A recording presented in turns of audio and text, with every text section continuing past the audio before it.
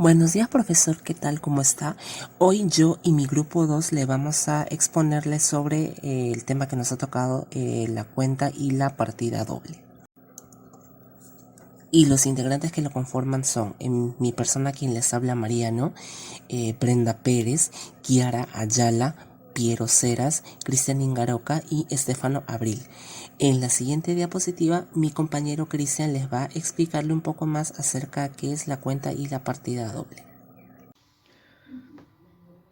La cuenta es un registro donde se anotan y de manera clara, ordenada y comprensible los aumentos y las disminuciones que sufren un valor o concepto del activo, pasivo o capital contable. Como consecuencia, las operaciones realizadas por la entidad se denominan cuenta al conjunto de valores homogéneas, cualquiera sea la finalidad para la cual se haga el registro. En contabilidad es un elemento estructural básico. La partida doble.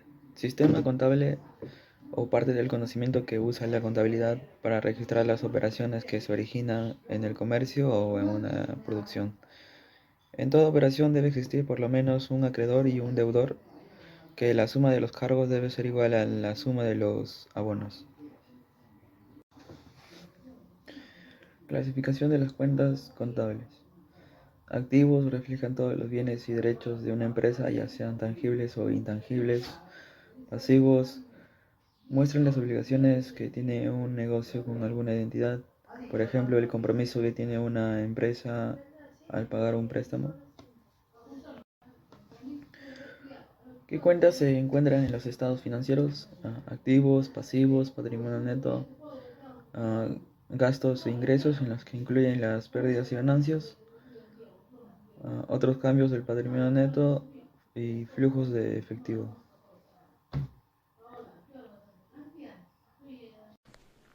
Las partes de una cuenta.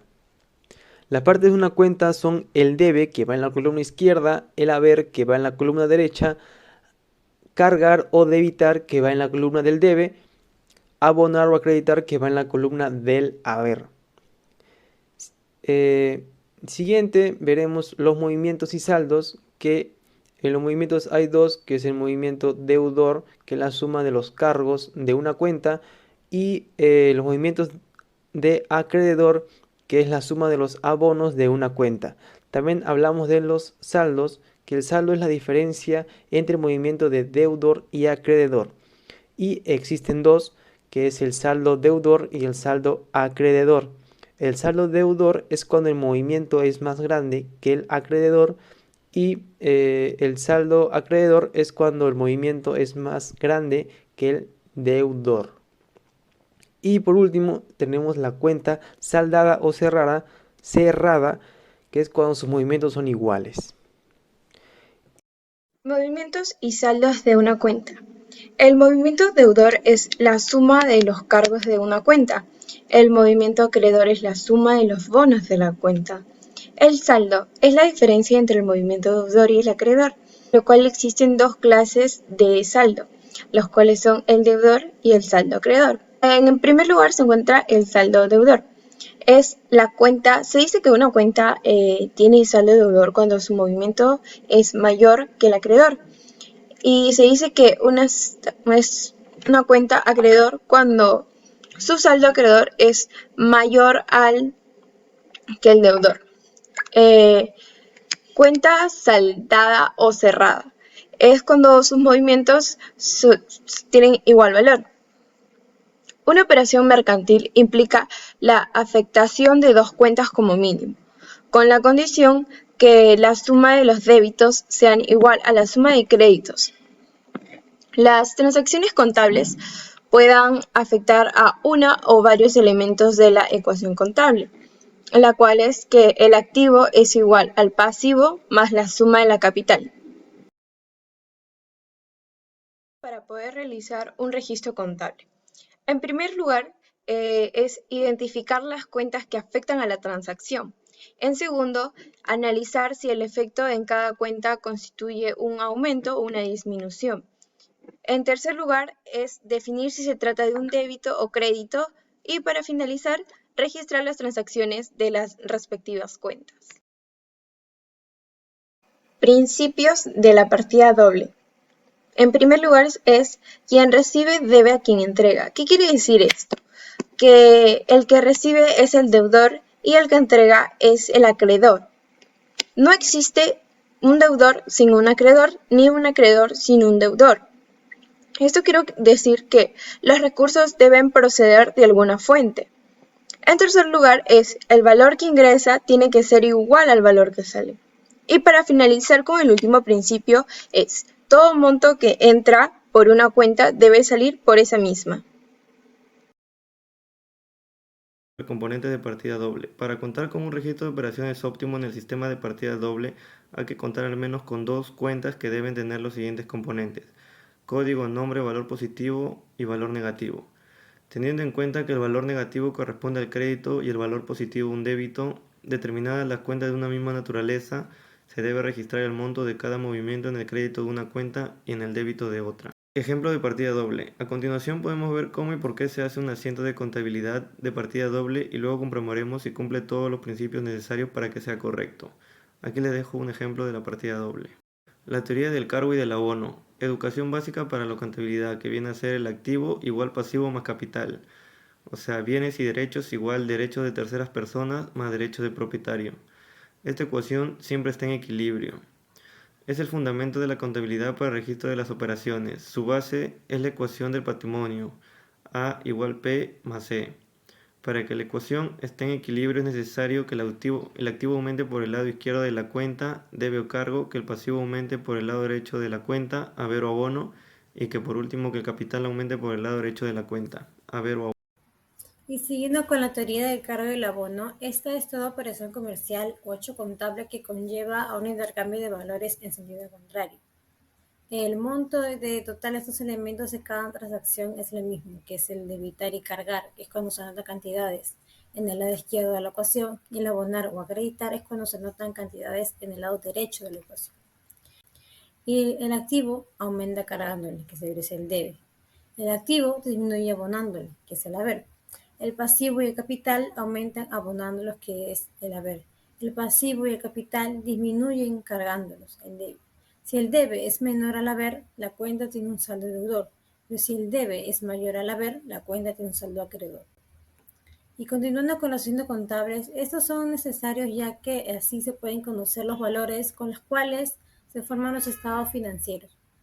Por lo que para llevar un registro correcto de las cuentas, de las variaciones de los valores, es necesario considerar tanto la causa y el efecto que produce cada operación, por más que sea sencilla, ya que afecta a menos a dos cuentas.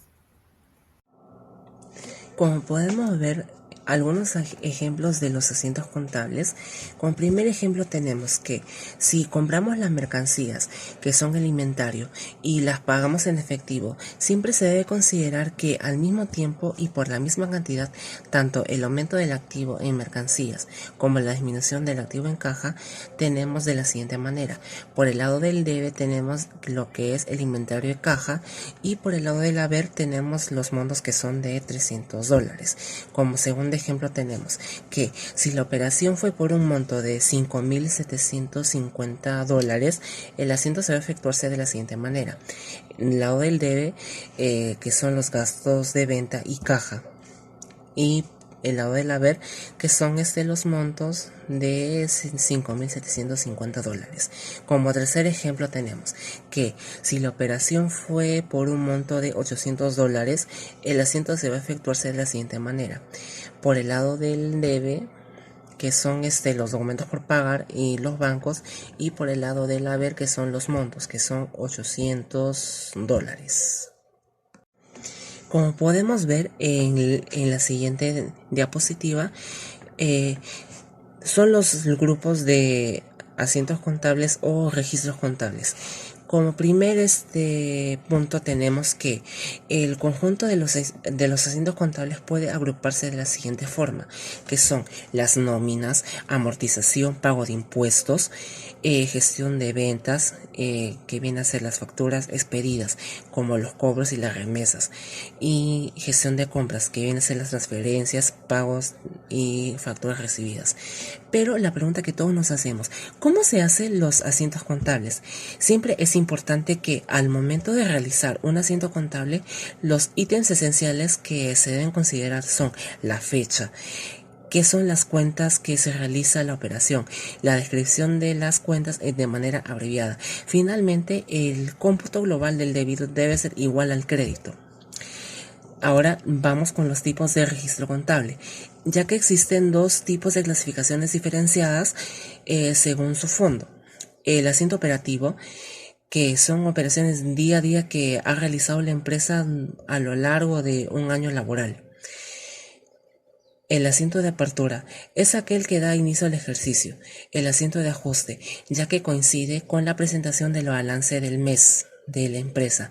Asiento de regularización. Mediante este asiento se realiza la clasificación oportuna entre las pérdidas y las ganancias del dinero. El asiento del cierre. Con este asiento se dan por finalizadas las cuentas contables.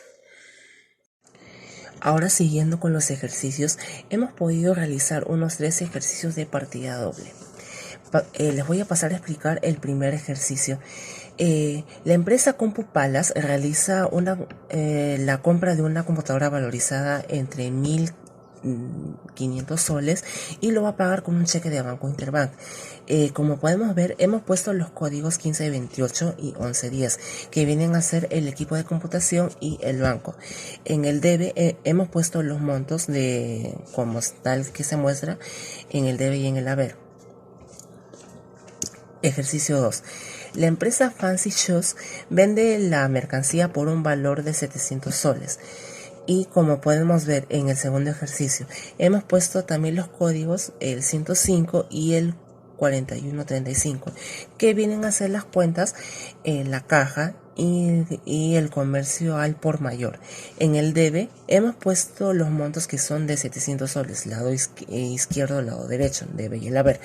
Y como tercer y último ejercicio tenemos que se consigna el monto de 5 millones de soles en el banco BCP. Como podemos ver en el tercer ejercicio, hemos puesto los códigos que son 11.5 y 11.10, que vienen a ser las cuentas de caja y banco. Y en el debe y en el haber hemos puesto los montos de 5.000 millones de soles en el lado del debe y en el haber el mismo monto. Como grupo hemos podido concluir que, como primer objetivo, que siempre se debe informar sobre la finalidad de una partida doble y que se ponga en práctica, pero siempre es importante que se permita crear los asientos contables de manera clara y concisa, sin confusión alguna, al revisar nuestro control administrativo. Y esto sería todo de nuestra parte, profesor. Muchas gracias. Esto fue el grupo número 2.